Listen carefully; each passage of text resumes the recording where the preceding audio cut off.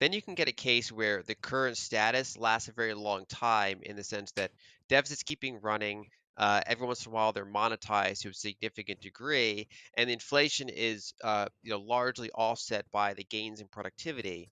And the downside of that scenario is that those who own financial assets keep benefiting and benefiting and benefiting, and you keep widening this existing gap we have. Basically, you continue the past 40 years and you probably get more and more political polarization until you get some extreme nonlinear events. Basically, the rate of those starts to increase decade after decade, or at least the probability of those starts to increase decade after decade until you get unforeseen circumstances.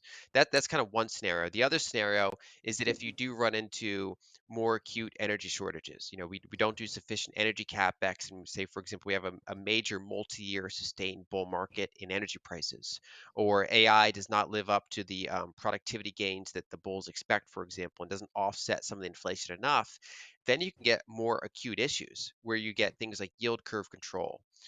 You get major currency devaluation relative to commodities or relative to consumer prices.